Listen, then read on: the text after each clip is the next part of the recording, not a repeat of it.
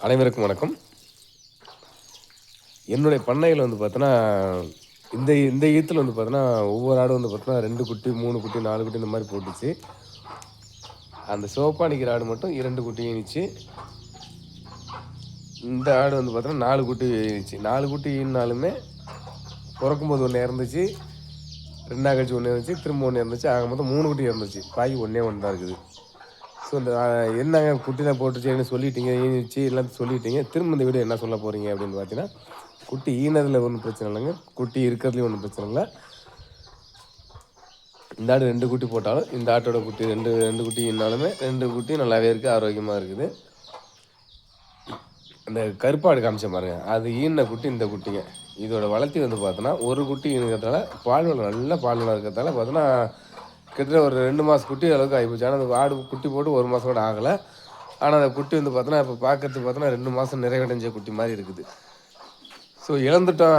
3 குட்டி இறந்துச்சுன்னு வருத்தப்பட தேவையில்லன்னு சொல்றதுக்காக நம்ம சொல்ல வர்றோம்.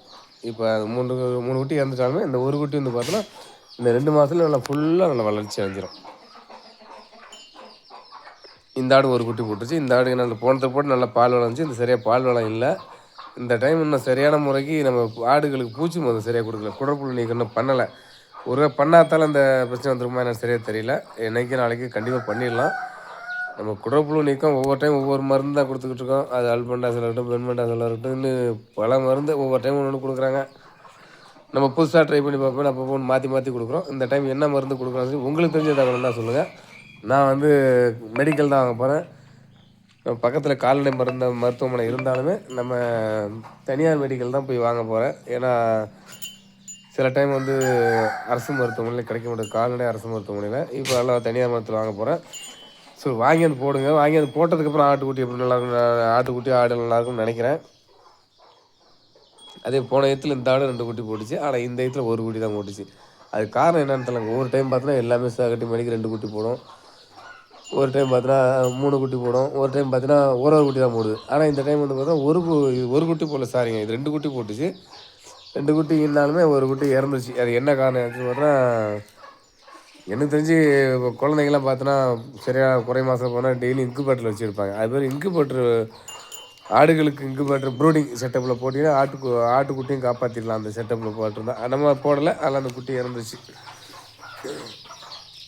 ஸோ அதனால அது ஒரு பெரும் பாதிப்பு தான் நம்மளுக்கு. இருந்தாலும் பரவாயில்ல, பாதிப்பாக இருந்தாலும் ஒரு குட்டி எல்லாம் திடகாத்திரமா வளர்ந்துக்கிட்டு இருக்குது. இப்போ பண்ணையில் வந்து பார்த்தோன்னா, அன்னாடம் ஒரு புது புது தகவல் கிடைச்சிக்கிட்டே இருக்குதுங்க. ஸோ இந்த 4 குட்டியில 1 குட்டி திடகாத்திரமா இருந்தாலும், இந்த ஒரு குட்டி நல்லா போசாக்க நல்லாவே வளர்ந்துருக்குது.